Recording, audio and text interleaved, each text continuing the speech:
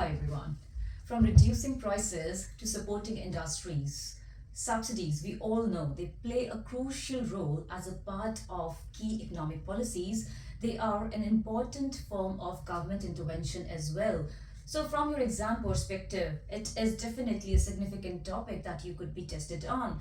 So, let's try to understand the economics behind subsidies. We are going to look at the meaning, the definition, how would we show our understanding about the subsidies and the impact of subsidies through a diagram, and then we get a little bit critical about the intervention. We want to look at the drawbacks of the intervention and what would be the advantages. So let's have a look. We'll start with the definition. So remember, when we are thinking about subsidies, we are thinking about that financial grant, that financial help that the government can provide to the producers and could be provided to the consumers as well.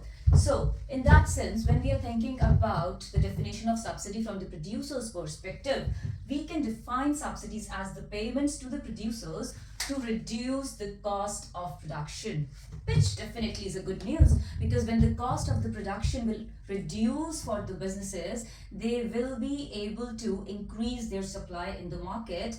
Overall, if everything works as per the plan, that should lead to increase in output. So a win-win situation for producer, for consumer. How would we define subsidies from the consumer's perspective? So from the consumer's perspective, payments, subsidies are the payments to the consumers, and these payments, these sort of financial help would allow the consumers to purchase more goods and services. Overall, the affordability for the consumer is going to increase by the provision of subsidies. So that should, from the diagrammatic presentation, lead to demand shifting to the right. That will increase the quantity that is being demanded in the market. So that was about that basic definition of subsidies from the producer's perspective and from the consumer's perspective. So now what we are going to look at would be the diagram. We want to understand that how would market look different when this intervention is being initiated by the government. So let's start. So we have our usual demand and supply curve. So stage 1, we are thinking about a free market. So let's say P1 and Q1 is representing free market. At this stage, there is no government intervention in the market. It is the forces of demand and supply, and we have a market price.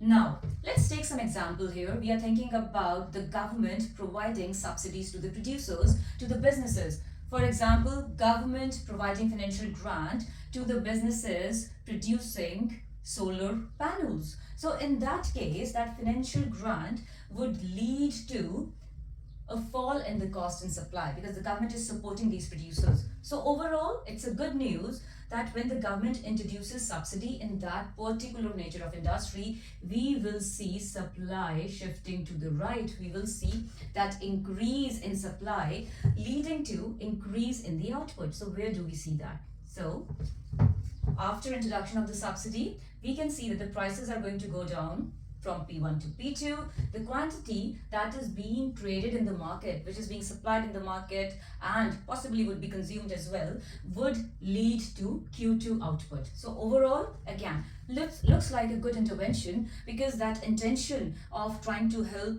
a certain business or a certain industry is working well. Overall, from the consumer's perspective, we can see that the consumer will pay price P2. So price P2 is what the consumer will pay as the supply shifts to the right. The supply cost is decreasing for the businesses. But then this diagram is not really complete in itself if I cannot understand that, okay, what exactly would be the price that the producers are going to receive after that intervention, after that initiation of subsidy. So definitely not P2 because P2 is lower than the free market price. This is not what subsidy is meant to do. So remember, we are going to see the vertical distance between our original supply curve and our new supply curve, which is taking into account that subsidy help that the government is giving to the businesses.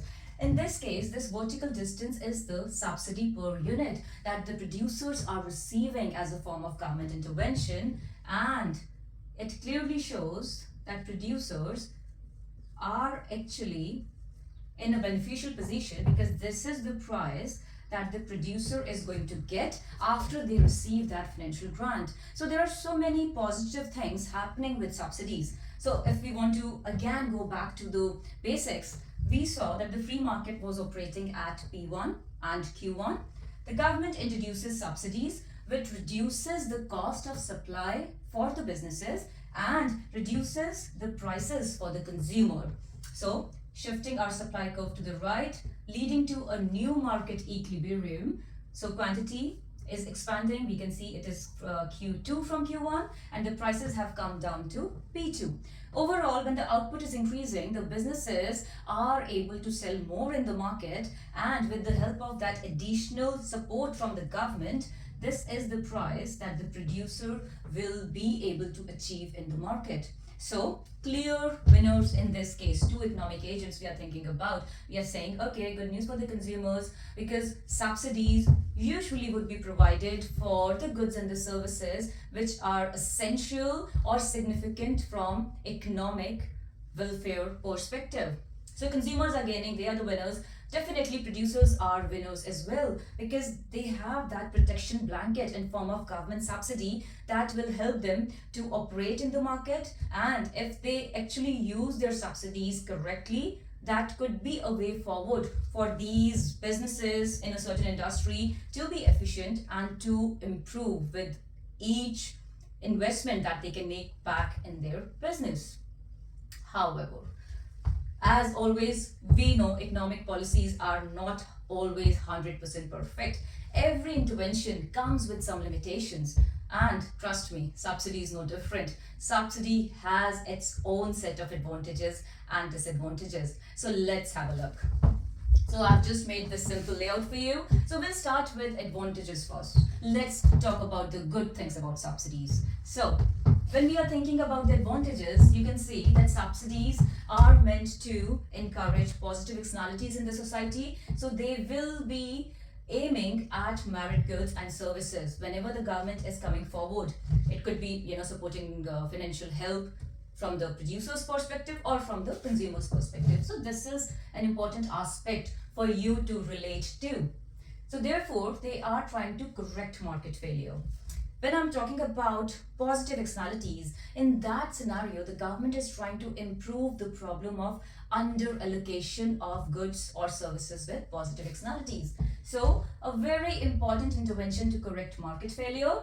Overall, if you look at the diagram, we can see that how when the supply is shifting to the right, the prices are coming down, the output that is being traded in the market is also increasing. Therefore, assumption here is that yes, definitely it should encourage consumption of merit goods. If I am thinking about something relating to a healthy lifestyle, for example, subsidizing healthy food. How can subsidies help the industries? Now, subsidy is not only about government having that intention that, okay, we need to support industry. They have a bigger objective. In some scenarios, it is about a nature of industry that is quite important, and if that industry is not being supported by the government in the time of their struggles, chances are the industry might decline, which could lead to bigger problem of unemployment. Therefore, the subsidies can really be useful and life-saving in terms of protecting the producer's income and those industry job losses. So yes, we cannot say that subsidies are not going to have benefits beyond consumption and giving a different set of prices to the producers. No, it is about that guarantee that it is not the business, but everyone, every economic agent that relates to that industry and that business. We still continue with the advantages. So we want to see that how would subsidy help firms in terms of improving how they operate in the market. So another assumption, potentially we believe that if the subsidies are being used the right way, the businesses will be able to make profits and they will be able to reinvest back in the business. So that possibly should encourage innovation. So yes, subsidies, if used correctly, they can lead to dynamic efficiency, making the businesses better in the methods of product and process innovation. Macro point. So if I'm thinking about subsidies, I can apply the concept of subsidy to microeconomics and to macroeconomics. Would be specifically useful when you will be doing, if you are doing Edexcel exam board, paper 3, synoptic in nature. So you can talk about that how subsidies are also a way for the government to help the businesses, help the industries with their export competitiveness. They are ensuring that they are supporting the businesses in such a way that the supply cost reduces for them and they are able to manage well against international competition. Subsidies are also a method of protectionism. So, as I said, for Edexcel paper 3, quite a synoptic topic, has micro elements in it and definitely macro elements. Overall, when you are trying to think about subsidies and the advantages, it looks like a significant intervention that could be used.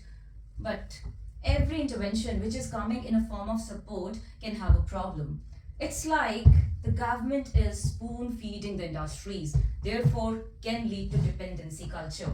So over reliance on the subsidies is not a great thing, which goes on to show us that introducing or initiating subsidies to correct market failure might not really be a problem. Problem arises if the economic agents they start relying on these sort of helps and they find no motivation, no reason to improve. So yes, dependency culture definitely a problem. We are also understanding that it is actually a very significant part of government spending. So let's see, where can I show that area of government spending? So this whole area is the area of government spending, which in the examination you could be quite critical about. We know when we are talking about the UK context, government plays role of a welfare state, so they spend a lot in terms of welfare benefits, in terms of education, healthcare sector, and on the top of it, if they are providing subsidies to various industries, that increases the burden on their fiscal spending, which will actually have an opportunity cost. They cannot really then spend as much as they should be on other sectors which are equally important, for example, healthcare or education. Moving on with the disadvantages, we are also understanding from here that even though everything looks good about subsidies, many things could not really be happening. Maybe the businesses, they are understanding that we don't have to worry, the government is supporting us, so they might not really become efficient. They have that aspect of that, okay, if something happens, the government is there to protect us, to save us. So that could be a problem. No guarantee that the businesses are actually going to become efficient. Overall, if the intended aims are not met by this intervention that the government brought into the market, that leads to government failure, and that is common with majority of the interventions. You can think of any intervention, yes, they are meant to come along with number of advantages and definitely they will have those advantages. However, chances are if we have more losers in the market than the winners, the risk is intervention failure. So that was all about subsidies. So we had a look at the definition, we looked at the diagram. We know that when we are using the concept of subsidy, the supply curve is shifting to the right. We are showing an increase in the output. Prices are reducing for the consumers. Good news, great. Producer will get the price P3, not P2. And this whole area is the area of government spending, which you can be critical about in terms of that fiscal spending burden, in terms of that how can that also could also be a burden on the taxpayers' money. Last but not the least, price elasticity of demand. How do I know that a certain type of subsidy will bring in gain? Is it bringing more gain to the consumer or is it bringing in more gain to the producers? So we are just going to slightly introduce the concept of price elasticity of demand. So you can see from here that if the demand is inelastic, that means PED is less than 1, in that case, the consumer will gain. So because inelastic demand says that the change in price is greater than the change in demand. So from that perspective, consumer will gain from that price perspective. specifically if we are talking about the price reduction in something which is essential and important. So it will help consumers from that purchasing power perspective. When we are thinking about elastic demand, where PED is greater than 1. In this case, the subsidy will benefit the producer more, as even a small change in price will cause a bigger change in quantity. So they will be selling more output in the market, possibly more revenues. So keep it simple, keep it easy for yourself, learn the basics, learn the advantages, learn the disadvantages, and always question the context in the examination. What kind of industry are we talking about? What is the magnitude of the intervention? And what were the intended aims that the government introduced the intervention for? And that will help you decide to make that very important judgment for your essay question. If do you think it is an effective policy, or you think it should actually be combined with other interventions to bring that holistic impact? So that was all about subsidies. I hope you liked the video. Have a nice day.